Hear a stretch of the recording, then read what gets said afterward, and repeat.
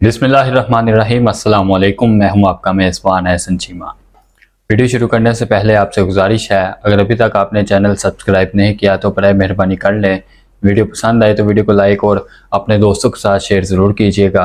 इसके साथ साथ अगर वीडियो में कोई कमी पेशी रह जाए तो बराए मेहरबानी कमेंट सेक्शन में हमारी इस्लाह भी कीजिएगा।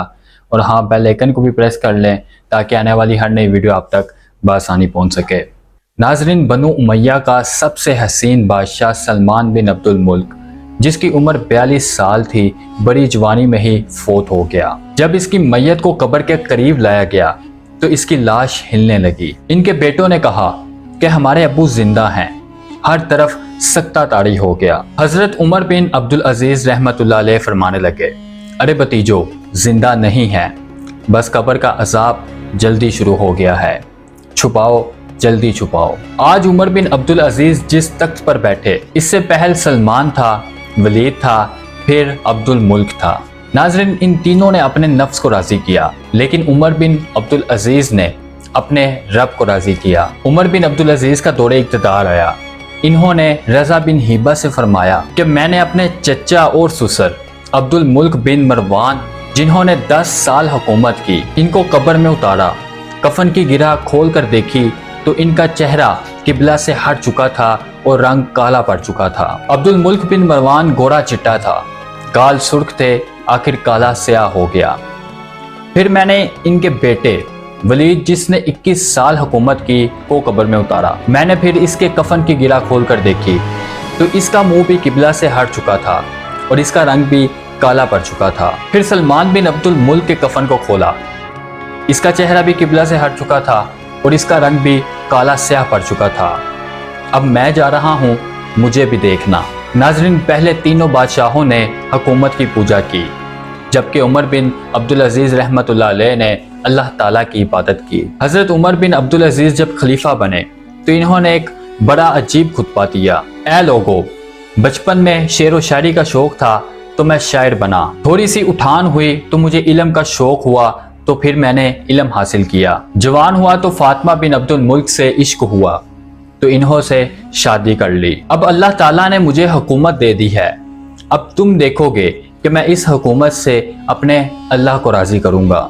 नाजरीन, हजरत उमर बिन अब्दुल अजीज को बनु उमैया की विरासत में 3 बड़े आज़मों पर हुकूमत मिली। ऐसा रोबो दबदबा है बनु उमैया का कि कोई इनके सामने सर नहीं उठा सकता। 3 बड़े आज़म में ज़कात लेने वाला कोई ना रहा, 3 बड़े आज़म में सवाल करने वाला कोई ना रहा, 3 बड़े आज़म में जालिम कोई ना रहा, 3 बड़े आज़म में मजलूम कोई ना रहा। लेकिन खुद कैसा रहा, जरा गौर से सुनिएगा।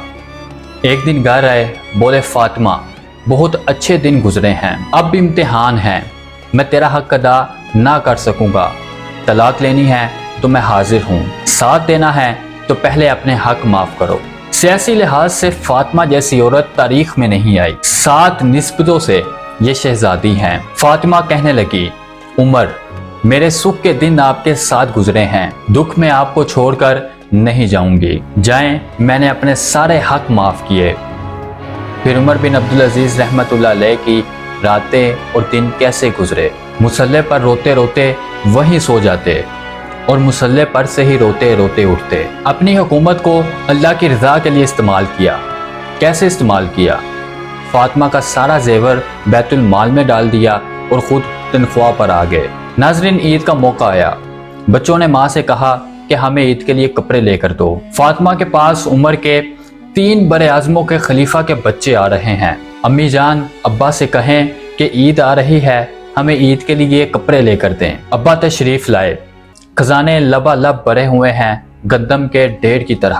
फातिमा ने कहा, ए अमीरुल मोमिनीन, बच्चे कपड़े मांग रहे हैं। अमीरुल मोमिनीन ने कहा, फातिमा, मेरे पास तो पैसे ही नहीं, कपड़े कहाँ से लेकर दूंगा। फातिमा ने कहा, फिर बच्चों का क्या करें?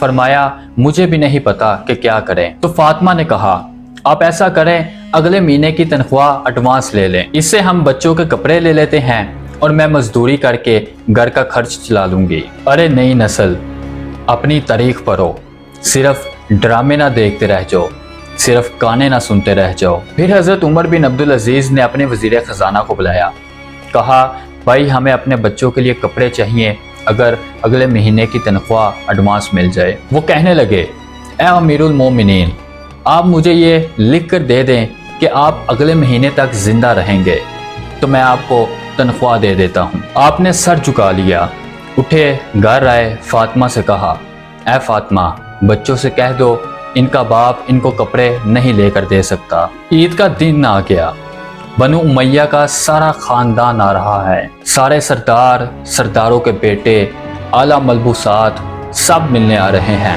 تھوڑی دیر بعد دیکھا تو بچے بھی ملنے آ رہے ہیں۔ امیر المومنین کی حیثیت سے بچے باپ کو ملنے جا رہے تھے اور ان کے جسموں پر پرانا لباس ہے۔ حضرت عمر بن عبدالعزیز نے ایک طرف دیکھا تو سرداروں کے بیٹے زرق برق پوشاکیں، دوسری طرف دیکھا تو اپنے بچے اور وہی پرانے لباس۔ لوگوں، اس باپ سے پوچھو جو اپنی اولاد کے لیے کچھ بھی کر سکتا ہو لیکن پھر بھی اللہ کی رضا کے لیے اپنی مٹھی بند کر لے کہ نہیں، میں حرام کی طرف نہیں جاؤں گا۔ بچوں کو دیکھا تو آنکھیں ڈگمگا گئی۔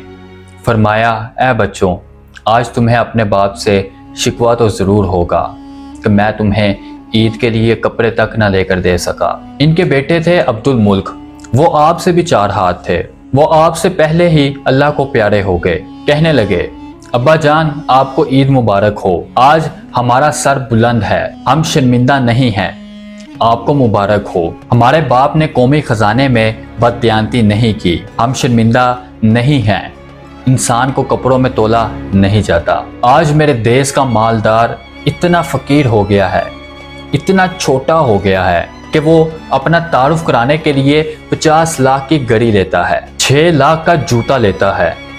آج کی بیگم اتنی چھوٹی ہو گئی ہے کہ وہ اپنے قد کو بڑا کرنے کے لیے 8-10 لاکھ کا ہینڈ بیگ لیتی ہے۔ میرے بھائی، تو 2 ٹکے کا بھی نہیں رہا اگر تو نے 50 لاکھ کی گھڑی سے خود کو بڑا بنایا ہے۔ اس دھوکے سے نکلو، برانڈڈ برانڈڈ برانڈڈ۔ جب تم اپنی ذات میں بے قیمت ہو تو اللہ کی قسم تمہاری گھڑی، تمہارے بیگ، تمہاری گاڑیاں تمہاری ذات اونچی نہیں کر سکتی۔ ایک دن حضرت عمر فاطمہ سے کہنے لگے، فاطمہ، تمہارے پاس کچھ پیسے ہیں؟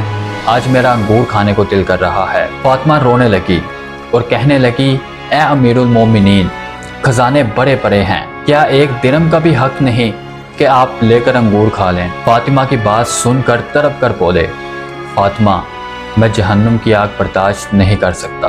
آج ہم اپنے گرے بانوں میں جھانک کر دیکھیں تو ہر شخص جس جگہ جتنا موقع ملتا ہے لوٹ خسوٹ میں لگا ہوتا ہے۔